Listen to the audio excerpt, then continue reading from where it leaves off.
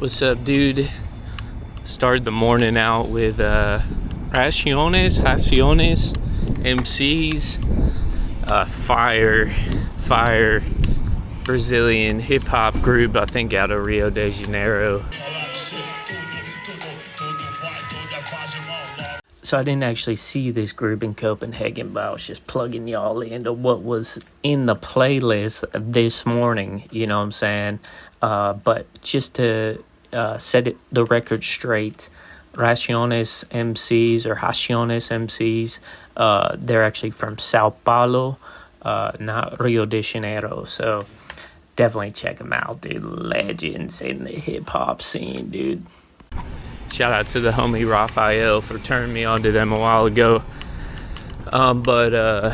Yeah, dude, today I'm taking the train to Ribe, which is about like 3 hours away.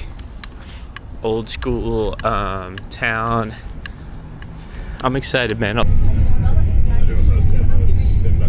Yeah, dude, so it was super fascinating to kind of go off across almost the whole extent of Denmark here.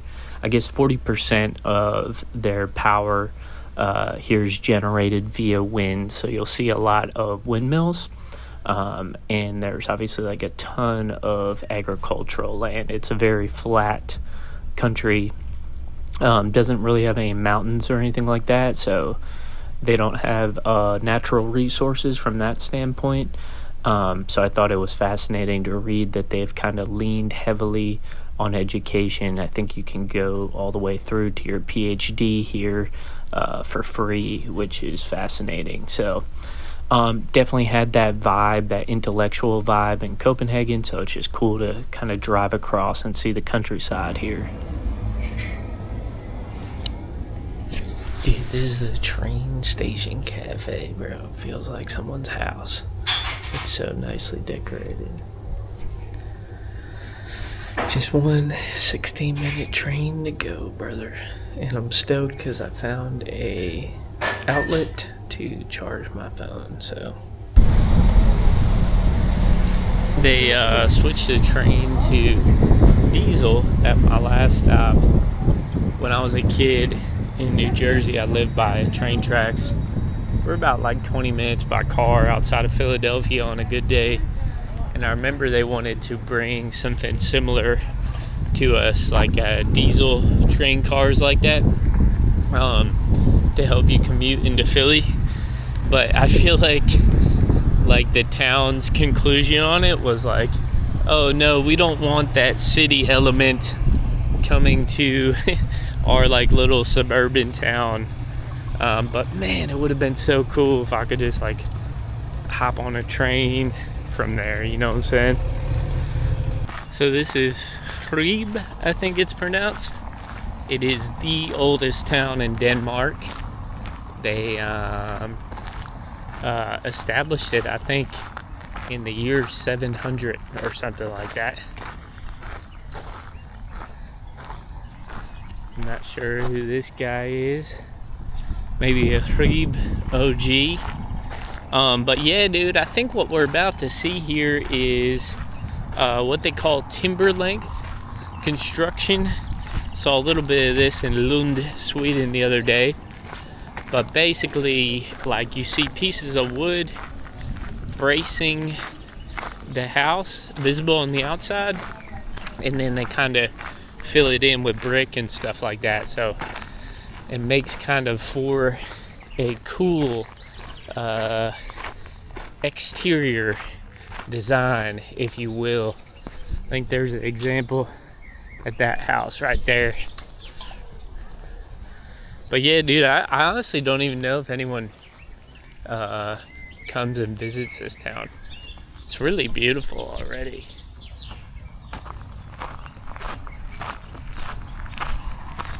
Quiet, just vibes, dude. The birds are talking.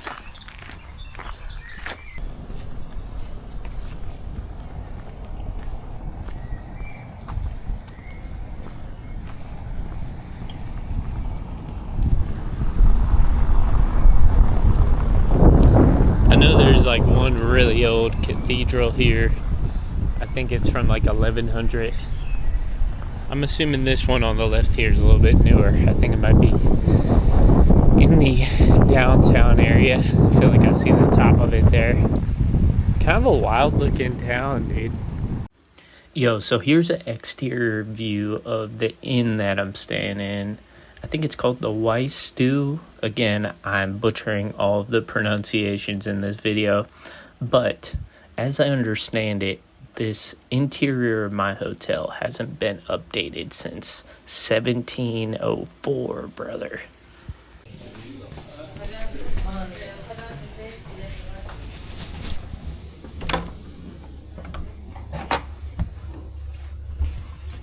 Right here, you open this door from the restaurant, which is on the bottom floor of the inn, and you go up this extremely steep staircase, brother. Like, it was so tight that, like, my backpack on my back just, like, did not fit in there.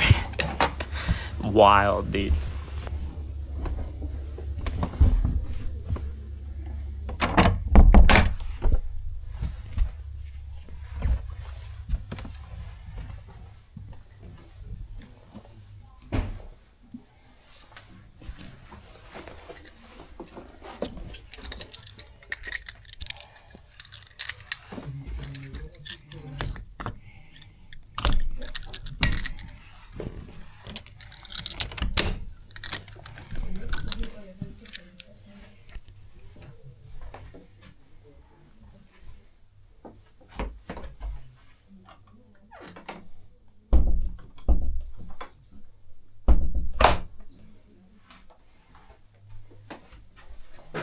How she fit, dude?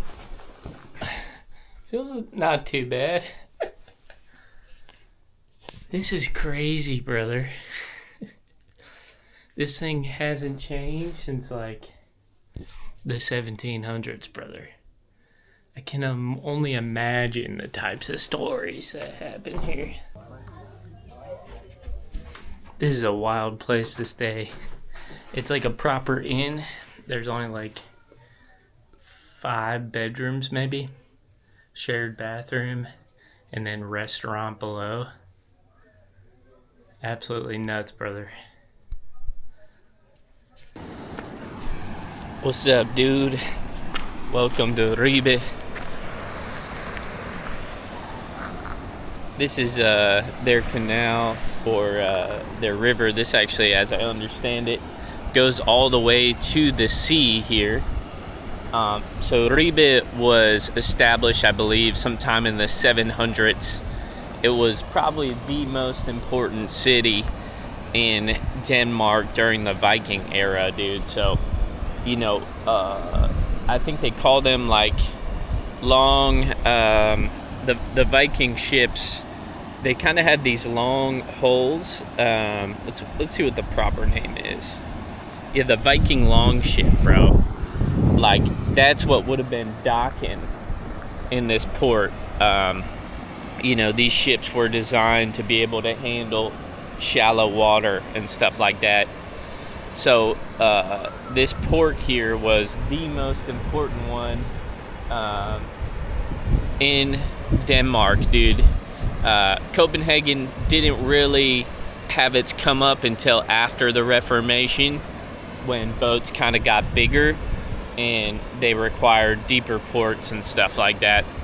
There's some other factors why Copenhagen went on to become kind of the center of trade within Denmark, brother. But fascinating here, man, to just be in a place that's this old. So I'll tell you a little bit more about the spot as we continue on. So the Vikings made a lot of money kind of raiding Western Europe and kind of bringing the riches back to what we know as Scandinavia, you know, Denmark, Sweden, Norway, right? And in this book that I'm reading, they talk about this story with this father who gives his son a sword and he doesn't leave him anything but this sword, and basically says, I'm leaving you whatever you could get, by this sword. I thought that was kind of cool, dude, just to see how, folks made money, obtained resources back then. So, ChatGPT, I was asking him, I was like, dude, was Ribe, the city I'm in, built with, the resources acquired from Viking raids?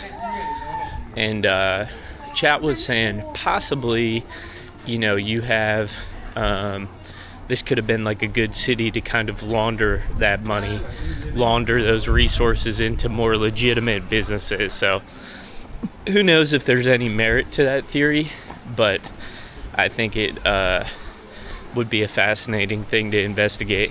Yes, sir. So Ribe was really the first Catholic stronghold for the Catholic Church here in Denmark, brother. So this was a Catholic cathedral, I think, initially, and then during the Reformation they kind of pushed the Catholics out, and that was kind of the beginning of the downfall for this city in terms of the end of its prosperity. You know what I'm saying? They no longer had that Catholic money coming in, as well as a number of other factors. But yeah, my guy was telling me last night that this church has been added on to a bunch of times.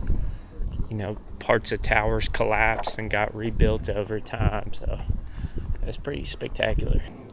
Yeah, so this got originally constructed in 1110, and I guess it had been Ribe, the city, had undergone a number of fires over the years, so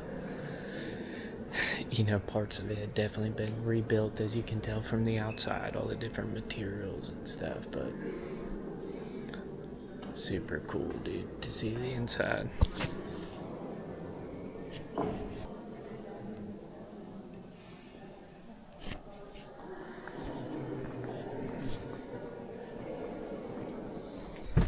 I believe. Yes, sir. So after this, brother, we climb the older of the two towers in the church to the highest point in Ribe, dude.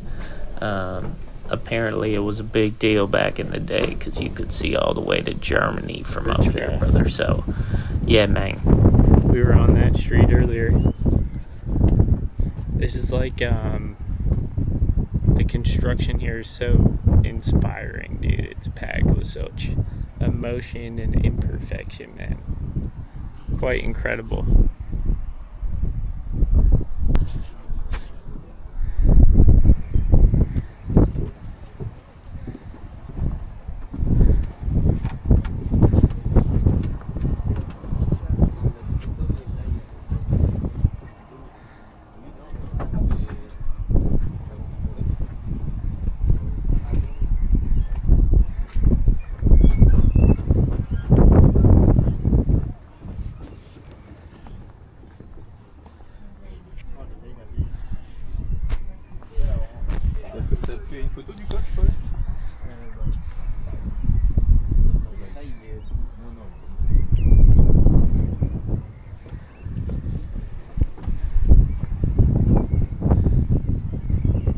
I think it was a big deal back in the day that you could see Germany from here, which is probably out that way. The tallest point in the city.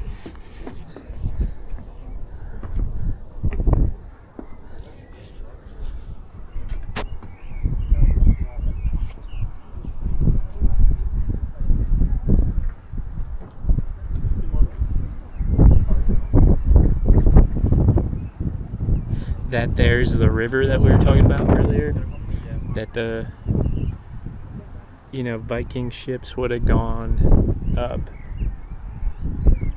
eventually out to the sea down there. So this is why this. Yeah, so after that, brother, I headed over to the Witchcraft Museum. Unfortunately, brother, many women in this community were impacted by the witchcraft trials. Fascinating museum, man. I always kind of been a fan of witchy women. If you ask me who my Harry Potter crush is, it's like no doubt Bellatrix Lestrange, you know what I'm saying? But anyway, bro, yeah. So honestly, bro, like when like the manosphere like is talking shit on women with purple hair, dude, I'll be like on that Fetty Wap wave. Bro, the crazy part about this town is most of the people were drinking beer all the time because the water was dirty. So you imagine this, brother, like all of a sudden everybody's a little bit drunk or at least buzzing, and they're starting to think that homegirl down the street like put a hex on their boy or something like that, dude. So yeah, they also talk about in this museum this Catholic priest, minister Gene Henson Rusk, I think. It said he was making side money baptizing voodoo dolls, and I think the Catholic Church got pissed about that. But I kind of respect Gene, bro, because like he was kind of enterprising dude making that side money. And like I'd want to kind of be hanging out with the witchy women too, you know what I'm saying? So yeah, much love.